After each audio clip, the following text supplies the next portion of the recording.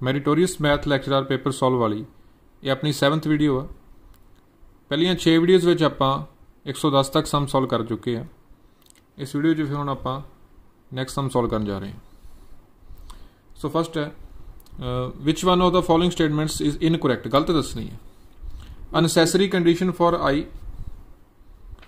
F की दा function है एक्स वाई ते वाई डैश का, तिन्ना दा फंक्शनल कहते होंगे हैं। टू बी एक्सट्रीमम इज की कंडीशन होगी, तो यही अपनी इनकरैक्ट है बिकॉज कंडीशन होंगी है F Y minus D by D X F Y dash. F of Y आना चाहिए सी, इत्थे एक्स आ रहा, तो यही अपना गलत है, यानी कि यही अपना ऑप्शन बन जाऊगा। इस तो इलावा एक होर भी याद रख सकते हो, आप किया सी पहला भी, जे एफ अपना इंडिपेंडेंट होवे एक्स तो फिर आह वाली बन जाती है if F is independent of X, सिर्फ वाई ही वाई होवे तो F minus Y dash F Y dash is equal to C. ये दोनों ही कंडीशन होंगी है। इन जनरल आ होंगी है जे इफ एफ अपना इंडिपेंडेंट एक्स तो फिर आ होंगी है, जे सारिਆਂ ਦਾ ही फंक्शन आ फिर एफ वाई होना चाहिए सी। सो आ करके गलत है, इतने एक्स लिखा होया। अगले भी देख लें। The path on which a particle in the absence of friction will slide from one point two another in the shortest time under gravity is a cycloid. तो कीता सीगा आपां रजिस्टोग्राम प्रॉब्लम पहला भी डिस्कस किया लैक्चरर वाले। सही है, साइक्लॉइड ही हुंदा गा जो कोई अंडर ग्रेविटी अपना गिवन होवे कि पार्टिकल मूव कर रहा होवे in the absence of fraction under gravity, तो किहड़ा पाथ फॉलो होंदा, साइक्लॉइड। सही है, रजिस्टोग्राम प्रॉब्लम। फिर next geodesics on a plane are straight lines. Geodesics की होंदा भी शॉर्टेस्ट कर्व, भी कोई भी दो पॉइंट्स के विचकार आप सरफेस से डिस्टेंस देखना तो किहड़ी कर्व के लॉन्ग देखा जाए, शॉर्टेस्ट कर्व। तो on a plane straight line होंदी है। सही है। ऑन स्फीयर भी याद रखो ग्रेट सर्कल होंगे है। सही सी स्टेटमेंट है। फिर a geodesics on a surface is a curve along which distance between any two points of the surface is a minimum. ये तो डेफिनेशन ही हुणे आपां गल कीती, ये वो कर्व होंदी है along which distance between any two points की होवे मिनिमम होवे। सही है, डेफिनेशन ही है। सो फर्स्ट ऑप्शन गलत सीगा, ये अपना करैक्ट ऑप्शन बन गया ऑप्शन नंबर। फिर next the integral equation of the form this in which A and B are constant is known as. आ ध्यान देना होंदा, जे तो ए टू अपना एक्स हैगा जां तां ए टू एक्स हुंदा जां ए टू बी हुंदा गा।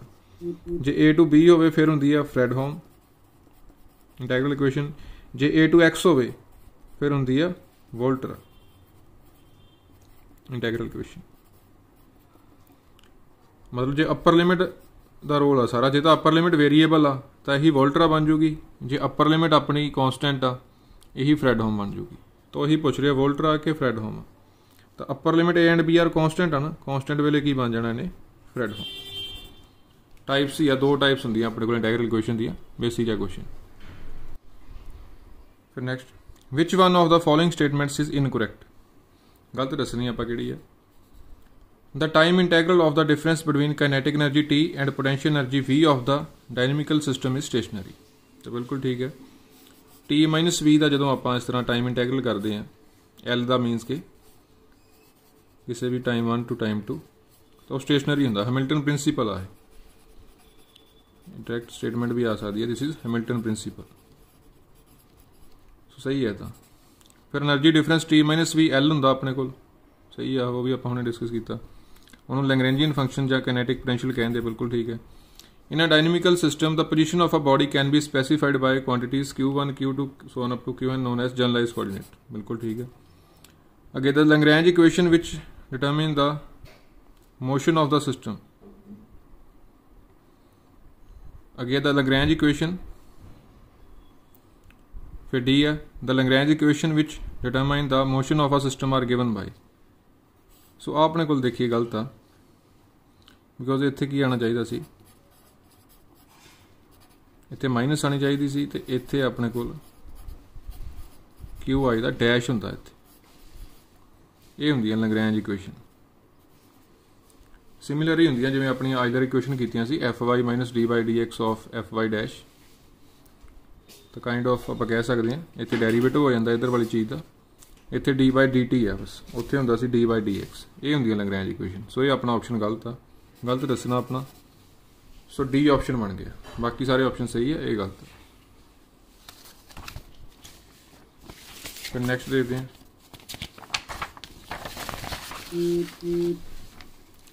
The number of degrees of a freedom of a rigid body moving freely in space. तो स्पेस 'ਚ ਆਪਾਂ ਪਹਿਲਾਂ ਵੀ ਦੇਖਿਆ ਸੀ ਰਿजिड बॉडी ਦੇ डिग्रीज ऑफ फ्रीडम 3 ਹੁੰਦੇ ਆ ਆਪਣੇ ਕੋਲ ट्रांसलेशन वाले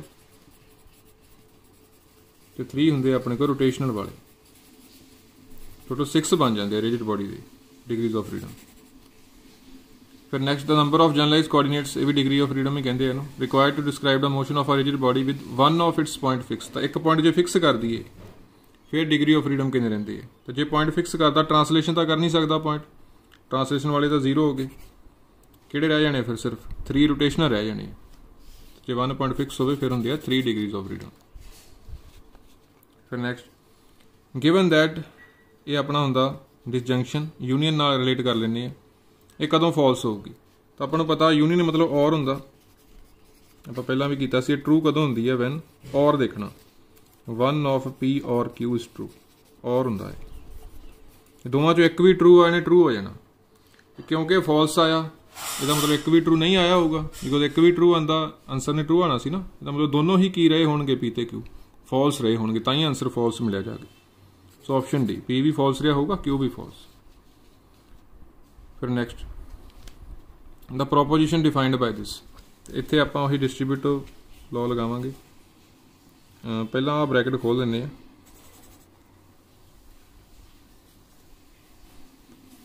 जदों नगेशन अंदर जाऊगा साइन पुट्ठा हो जाऊगा। नगेशन जो अंदर जाऊगा ना kind of De Morgan law. हुण डिस्ट्रीब्यूटर लगाने, हुण डिस्ट्रीब्यूटर की लोड़ ही नहीं, साइन सेम हो गया दोनों। जो साइन सेम हो जाना फिर आप एसोसीएटिव ला सकते हैं।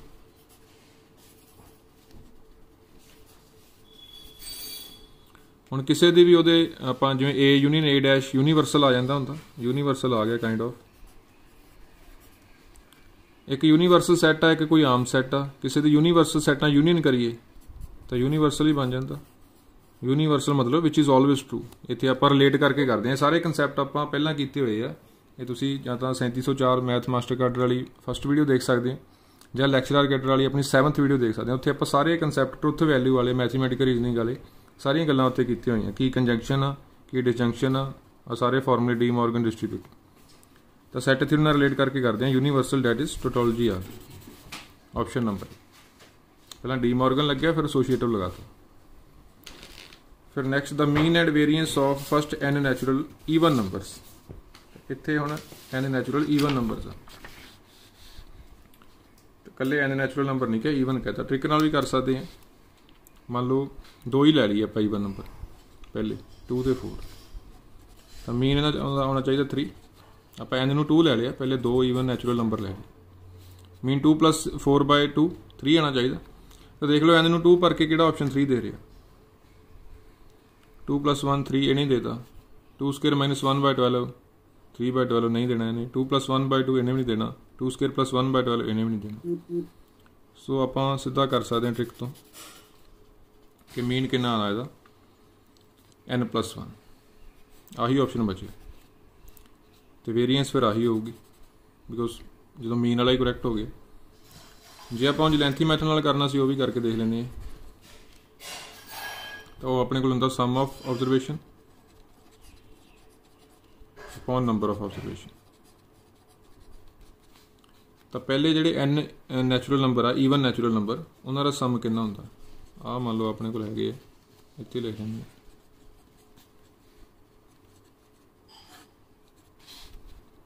2 कॉमन कट दो पिछे रह जाने। फस्ट n नैचुरल नंबरस होंदा n+1/2 n नाल n कैंसल n+1 नाल मीन मिल गया। वेरीएंस भी कर सकते हैं फाइंड इस मैथड नाल।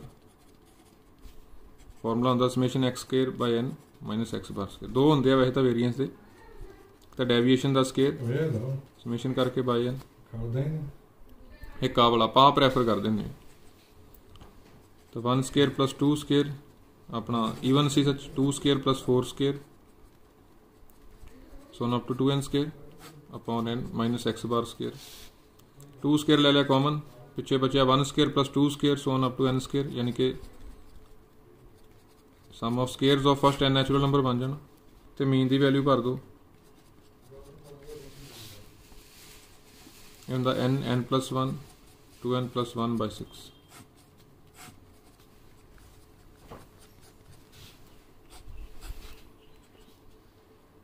सिक्स एलसीएम आ गया, n plus 1 कॉमन,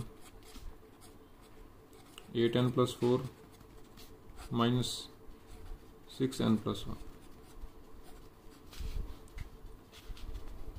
सो ये बन गया 8n minus 6n 2n, 4 minus 6 minus 2, 2 common लवांगे, n plus 1 n minus 1 n square minus 1, n square minus 1 by 3 आ गया कैलकुलेशन करके। ये फिर लेंथी मैथड नाल प्रॉपर मैथड नाल ऑप्शन नंबर है, जहाँ ट्रिक तो सिंपल है। फिर नेक्स्ट है the sum of squares of deviation is least when the deviations are measured from. तो इत्थे स्केयर्स ऑफ कहता जो तो सिंपल होंदा sum of absolute deviation is least, वो तो होंदा अपना मीडियन तो, but sum of squares of deviation जिन्हों कि आप वेरीएंस कह दें वो लीस्ट कदों होंदा जो मीन तो ਲਈ ताइयां इनफैक्ट आप जो वेरीएंस का फॉर्मूला वो मीन तो ही लिया जाता, डेविएशन का स्केयर, डेविएशन का स्केयर का सम, ठीक है ना। तो ये इंपॉर्टेंट रिजल्ट है sum of squares of deviation कदों मिनीमम होंदा जो मीन तो लेने, जो सम ऑफ एब्सोल्यूट डेविएशन होंदा स्केयर ना होंदा फिर वो मीडियन आना सी।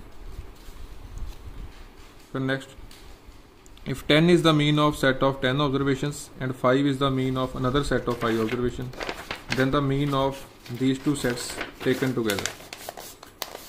द टोटल मीन फाइंड करना दो अलग अलग सैट्स ऑब्जर्वेशन की, तो total sum upon total number of observation आ जाऊगा।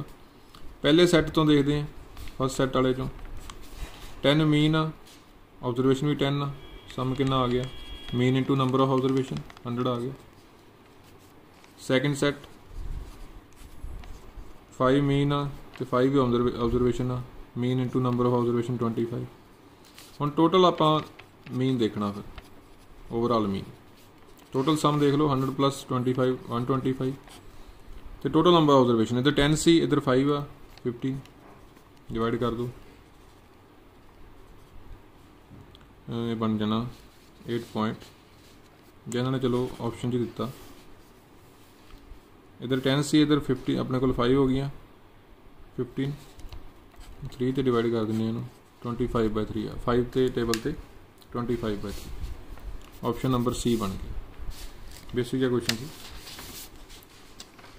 फिर नैक्सट दो ईवेंट आपां इंडिपेंडेंट दिते हुए है, इक्वल प्रोबेबिलिटीज़ आ, इंडिपेंडेंट आ, probability of S intersection T मिले है। तो इंडिपेंडेंट वेले की होंदा probability of S multiply by probability of T, probabilities भी इक्वल आ, यानी कि प्रोबेबिलिटी ऑफ टी नूं की लिख सकते हैं प्रोबेबिलिटी ऑफ एस ही लिख दो, एस वाली फाइंड करनी है आपां, प्रोबेबिलिटी ऑफ एस स्केयर आ गया, यदि स्केयर की प्रोबेबिलिटी पी आ तो यदि आपकी कितनी होगी root P, probability of S आ गई रूट पी, प्लस माइनस तो नहीं आना इतने बिकॉज पॉजिटिव होंगी प्रोबेबिलिटी, ऑप्शन नंबर ए। फिर next in case of tossing an ordinary die the set of events, तो एक होंगे exhaustive mutually exclusive both A and B neither A nor B. Exhaustive होंगे भी जोड़े मिलकर सारी सैंपल स्पेस कवर कर लैन, इस तरह के ईवेंट जोड़े मिलकर सारी सैंपल स्पेस बना लैन। म्यूचुअली एक्सक्लूसिव मतलब भी पेयर वाइज डिसजॉइंट हो, कॉमन ना कुछ भी हो, दोवां चों एक ही हो सकता हो, कॉमन ना कुछ भी आए। तो हुणे देखो सारे ईवेंट्स मिलकर सैंपल स्पेस कवर कर रहे हैं, बिकॉज जो आप डाई नूं थ्रो करांगे तो आही पॉसीबिलिटीज़ आ 1 2 3 4 5 6 सारी सैंपल स्पेस कवर हो गई है, एग्जॉस्टिव तो है, कॉमन भी है नहीं इन्हां च कुछ, या तो 1 आऊ जां 2 जां 3, सो डिसजॉइंट आ, म्यूचुअली एक्सक्लूसिव भी है, सो ऑप्शन नंबर सी बन जाऊगा बोथ ए एंड बी। फिर next an ordinary die A has 4 red and 2 white faces, die A अपने को 4 रेड आ ते 2 white. Another ordinary dice B has 2 red and 4 white. A single ordinary coin is flipped once. If it falls head, the game starts with throwing of dice A, and if it falls tails, dice B is to be used. एक आपां coin सुटना, जे तां उहदे ते आया head, फिर आपां dice A सुटांगे, जे उहदे ते आया tail, फिर आपां dice B सुटांगे। The probability of getting a red face. Ultimately आपां नूं red face दी probability पुछी है, जिहड़ा मर्जी आया होवे। तो दो केस बन गए, जे तो अपने कॉइन ते आया हैड फिर तो डाइस ए सुट्टांगे। तो मान लो कॉइन ते हैड आया सी पहला केस, हैड आने की प्रोबेबिलिटी 1/2। उस केस के हुण अंदर जाके आपां रैड इत्थों फेस आने की प्रोबेबिलिटी देखनी है। हैड आया तो पहला डाई सुट्टिया, उस अगों रैड आने की 4/6, ये पहले केस की प्रोबेबिलिटी होगी। फिर नैक्सट केस प्लस पाली का विचकार। हुण देखो मान लो कॉइन ते टेल आया सी, पहलां तो टेल आने की 1/2। उस केस के अंदर जाके फिर हुण आपां डाइस B सुट्टांगे, उहदे ते अगों फिर रैड ही चाहिए आपां नूं, ओवरऑल तो रैड ही चाहिए ना, वो आ गई 2/6। आ दो केसिस बन गए, इत्थे बन गई 4/12, इत्थे 2/12, अल्टीमेटली होगी 6/12, डैट इज़ 1/2। सो केसिस वाला क्वेश्चन सी 1/2 आंसर आ गया, ऑप्शन नंबर ए। फिर नैक्सट यूनियन की प्रोबेबिलिटी दी है, इंटरसैक्शन दी है, ए बार आ, ए ते भी दसना इंडिपेंडेंट आ, म्यूचुअली एक्सक्लूसिव आ, एग्जॉस्टिव आ, नन ऑफ दीज। इंडिपेंडेंट मतलब वही P A intersection B, P A into P B होवे। एक्सक्लूसिव मतलब इंटरसैक्शन 0 होवे, इंटरसैक्शन 5 होवे तो प्रोबेबिलिटी 0 होवे। प्रोबेबिलिटी इंटरसैक्शन की 0 है नहीं, आता है नहीं ऑप्शन। एग्जॉस्टिव मतलब मिलके सारी सैंपल स्पेस बना लें, ए यूनियन बी की प्रोबेबिलिटी 1 हो जाए, 1 भी है नहीं, आ भी है नहीं गा। ए जां डी है, नन ऑफ दीज होगा जां इंडिपेंडेंट। सो आप चैक करना बी की प्रोबेबिलिटी लभनी है, उत्थों चैक कर लाँगे फिर कि P A into P B करके इंटरसैक्शन के इक्वल आ रहा कि नहीं। सब पहला पी ए कितना होगा, 1 minus P A bar 1 minus 1/2 that is 1/2। हुण आपां आपदा बेसिक फार्मूला लाने यूनियन वाला P A plus P B minus intersection. Union 5/6, A वाली 1/2, बी वाली फाइंड करनी है, इंटरसैक्शन 1/3। इन्हूं सॉल्व कर लो, 6 1/6 आ गया, इधर माइनस करके 4/6। सो प्रोबेबिलिटी ऑफ बी मिल गई 2/3 मिल गई, प्रोबेबिलिटी ऑफ बी 2/3। हुण चैक कर लाँगे P A into P B, P A intersection B दे इक्वल आ रहा कि नहीं। तो P A into P B, P A हैगा 1/2, पी बी हैगा 2/3 करके 1/3 आ गया। तो इंटरसैक्शन भी कितनी है 1/3। So P A into P B करके इंटरसैक्शन आ रहा है, मतलब किहड़े इवेंट्स आए, इंडिपेंडेंट इवेंट, ऑप्शन नंबर। फिर नैक्सट प्रोबेबिलिटी चाहिए सी इत्थे ए यूनियन बी की प्रोबेबिलिटी 5/6 आ, इंटरसैक्शन की 1/3 आ, ए बार 1/3 आ, P A by B find करना। कंडीशनल प्रोबेबिलिटी का फॉर्मूला डायरैक्ट ला देंगे जो प्रोबेबिलिटीज पता होने सारियां। A intersection B upon P B, intersection की कितनी है इत्थे 1/3, प्रोबेबिलिटी ऑफ बी, बी वाली फाइंड करनी पैनी है, बी वाली उस तरह फाइंड कर लाँगे। उपरले क्वेश्चन देखो सेम ही है इनफैक्ट सारी स्टेटमेंट्स। सो बी वाली उत्थे फाइंड की हुई है आप, बी वाली कितनी आई सी 2/3, नहीं तो पहले इस तरह सारी फाइंड करनी पैनी सी, पर सेम ही देखो स्टेटमेंट होने करके तो प्रोबेबिलिटी ऑफ बी डायरैक्ट ही हैगी 2/3। सो जस्ट पुट ही करना फिर आप प्रोबेबिलिटी ऑफ बी 2/3 भर दो, वही वैल्यूज है सारियां देखो। सो कैंसलेशन करके कितना आ गया 1/2।